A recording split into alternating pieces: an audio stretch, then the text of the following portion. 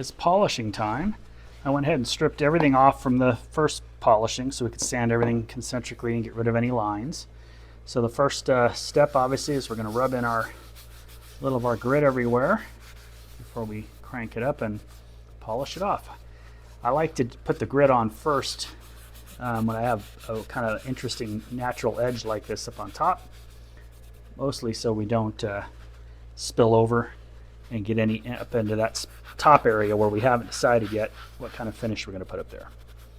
So I might brush on an epoxy coated finish, or maybe do something with I don't know, some lacquer maybe. Haven't figured it out yet. I really don't feel like I can get shellac in all those little spots and burl eyes and stuff without creating an ugly look.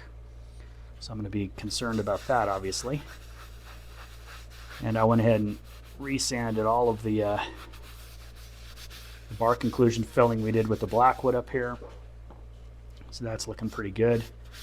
And then this bottom section really turned out nice. Some beautiful wood here. I don't think I could have gone wrong had I decided against this kind of funky burl on top design. If we had gone from the other direction and had made this the bottom of the bowl coming up, we would have had a beautiful, unbelievable figure in there. I'm looking at what I'm seeing here at the bottom. But I think this is going to capture the most out of the piece of wood. And for that, I'm very grateful. Again, this came from Burl Wood Supply Company. If you don't follow them on Instagram, you should. They always have great wood. Majority of his sales that I'm aware of that go out into the wilds go through eBay. He's got an eBay account, and a lot of his stuff has got zero reserve on it. You just get out and bid on it. They're really, really fantastic pieces. I've seen some of them go without being bid on, and I'm like, whoa. But at some point, you got a lot of wood. you got to be judicious in what you put your money on. But I mean, he's always got something up there that's pretty amazing. So I would definitely check out Burl Wood Supply on Instagram. Then links to all their different places where they sell their stuff. But I think most of it, like I said, is going to be on eBay. So if you're an eBay guy, you can get some amazing, once in a lifetime kind of burls from this guy. Okay, I am going to go ahead and speed her up. Work this into the bottom and stuff. Again, this is the grit, not the shine. It still gives it a pretty look, but we're gonna just work it in, and then we'll put on the shine.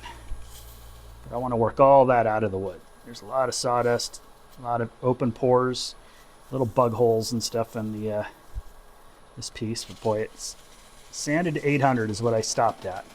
I wasn't seeing. I gotta be careful here. Don't know what's we're nice and tight. Oh, just put too much pressure on it. Let's crank it up a bit. Just can't put too much pressure on it, but I am gonna have to crank the speed up here when we go to the shine. So we really want to work out all of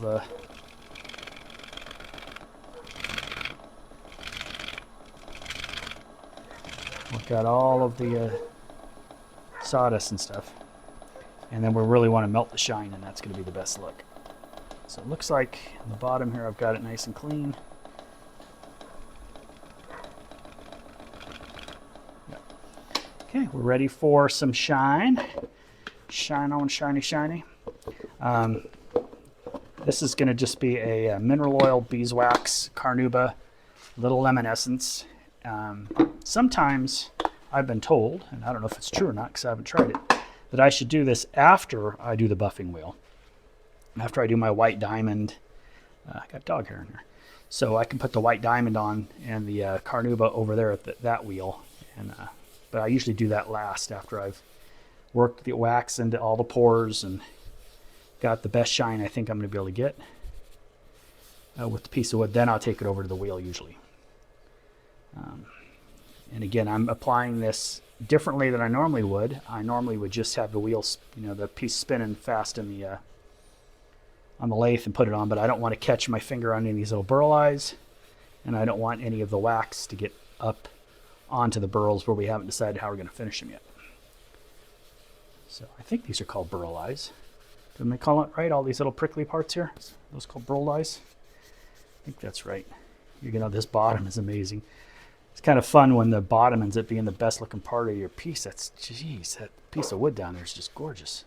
I think I have a little bit of offcut of that. Can't wait to make a pen or something out of it. That's really pretty. All right, here we go. Just melt it in. Of course, I'm gonna have to probably redo some of this bottom when I cut off that little tenon on the base there, and I'll peel that away with the pointy gouge as we go.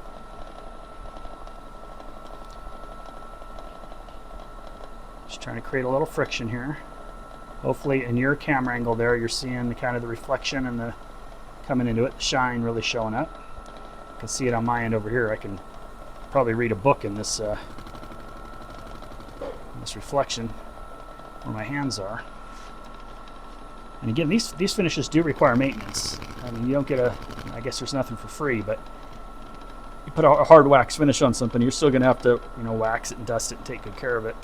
Where a lot of these lacquer, varnish, these poly finishes that people do that are like plasticky, those seem to last quite a bit longer. If that's a main concern for you, you might want to consider that kind of finish instead.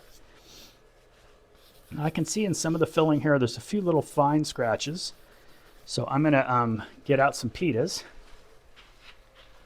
And what we're gonna do with that is just work just the scratch areas. And I can get out a buffing pad on the drill too if we need to. But I'm gonna just kind of get in here and see if these are super fine. They're from the 800 grit, but I can still see them in the fill here. So I'm just gonna kind of circle that in with the little pitas, and that should let me buff those right out. I also have a buffer now, so I was thinking about trying the buffing pad and some compounds and seeing, just as an experiment, see what it's like.